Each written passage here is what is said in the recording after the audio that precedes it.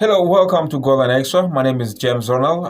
It's your first time to be on this channel. Please remember to subscribe and don't forget to turn on the notification bell.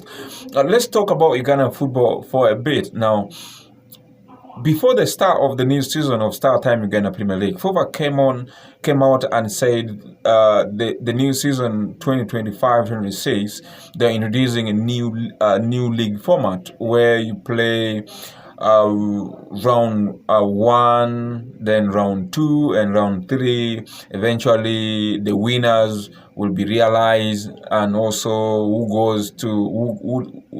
get drops from who goes down to second tier division. And all that, and it faced a lot of backlash from fans, from football stakeholders, from clubs, from sponsors, on the ground that little time were given for them to understand, to go through all this. It seems like it was FOFA dictating all this, and we saw clubs like Villa, NEC, Vipers, standing really tall and saying no, we don't like this. We should be given time to understand all these things, and with the new format, league started. Other clubs honored these matches in protest. It was Vipers saying, no, look, we are not going to honor these games. We feel like what is going on now is not the right thing for football, and they stuck to their guns, not honoring matches. And a few weeks into the season, FOFA coming out and saying no, we are getting back to the old format. Now this season 2025-26 is going to give time for FOFA as well to engage football, to engage these clubs, the management of these clubs, and sponsors and fans and the rest of the football stakeholders, for them to understand the new league format, how it's going to work, and all these things. So I'm looking at the football and FOFA thing, and the idea FOFA brought up, and is it right for football now, for Ugandan football? And for me, it's not Mulindwa or Vipers won. For me, football won. Okay, football won, not Vipers, because when you look at the things in the new format brought up by FOFA, the issue of gate collection, the home team sharing with the away team, and FOFA getting some percentage. I'm only concerned about the format of play. The first, let me say, the first phase, 16 teams meeting each other, and then after that the top 8 group, then the last 8 grouped, then group 1, group 2, then they play. Then after that, from group 1, which is from the top 8 teams, group 1 forming group 1. Then when they play, then you pick the top 6 teams, take it to group 3. Then those who finish 7th and 8th from group 1, that season ends. And the same with group 2, made up of the bottom, the last 8 teams from position 9 to 16, and they play. Then the best 6 from group 2 form as group 4, something like that, and those who finish 9th ends, the season ends. Now this is my issue. Now there are some teams that they're not going to play enough games for me, though FOFA is arguing that this format is going to bring competitiveness and also more games. But also I think that there are some clubs not going to have play more games. Let's say teams that are going to finish 7th and 8th in round 2, and 9th, 10th round 2, the season end. What happens now? You look at the revenue these clubs are going to get from only finishing 7th and 8th, ninth and 10th, and the seasons end there, but yet other clubs are going to carry on playing, receiving revenues, gate collection and all that. And also now this affects these clubs going to finish 7th, 8th, 9th, 10th with their sponsors. What are they going to do with their sponsors? Now, I think this is the point that I think FOFA should look into this and also come up with something different, because to me, I see not all clubs playing equal games. We should look here about teams or these clubs playing equal games, and when we talk about the competitiveness in here, and also the same with the bottom 8 teams, and the final 6 teams going to fight for the title. For me, in a layman way, my thinking, if FOFA is thinking of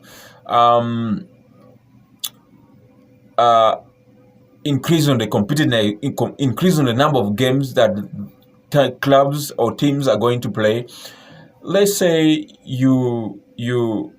the first format, the first phase, all the 16 teams play home and away. These teams, 16 teams, play each other home and away. Then at the end of that phase, the champions is not decided yet. What happens here? You group now these teams into 2, the top 8 and bottom 8. Now, top 8, you're going to find the winner. Now, what happens? They again play each other, home and away. Of course, I'm looking at the increased number of games. If you're looking at increased number of games for these clubs and adding the competitiveness in it, so these top 8 teams play each other home and away. The same with the bottom 8 teams. Now, from the top 8 teams, when they play each other home and away, then you find whoever finishes first from the home and away among the 8 teams eventually be the winner. And the same with the bottom 8 teams. The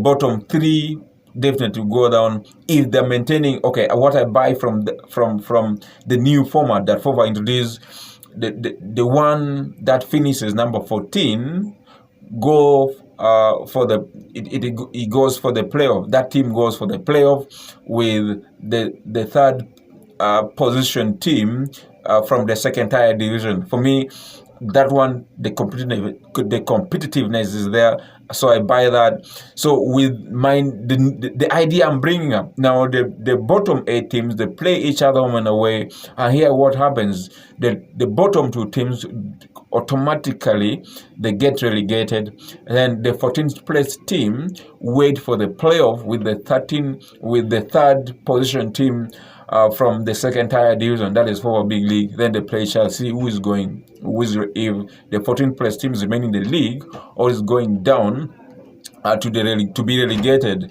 And I think that is something that I think probably, because we're looking at increased number of games, 1, 2, competitiveness, and also seeing these teams playing equal games. Not with this new format that FOFA introduced, where there are some teams not going to play equal games with the rest. For example, first phase, you don't play each other home and away. Then you play each other, but not home and away. And after that, the top 8 teams play each other. Then from that is top 8 teams group 1, the bottom 8 teams group 2. But you look at that group 1, that means the one who finishes 7th and 8th from group 1, their seasons ends there. Then the ones who finishes 9th and 10th from group 2, their season ends there. Yet the top 6 team from group 1 are going to make up group 3, and they play each other again. Then the bottom 6 teams, mean that the bottom 6 from group 2, they're going to make up group 3, group 4. They're going to make up group 4, and the games continue. But for the 9th, 7th, 8th, 9th, 10th, the season ends there. Now the question of revenue, how they're going to talk to their sponsors, what happened to their sponsors, what happens to the revenue, yet other teams are still continue playing. So with this idea of mine, I'm looking at the increased number of games, and at the same time, the competitive increased number of games and equal games played by all 16 teams. At the same time, the competitiveness is there.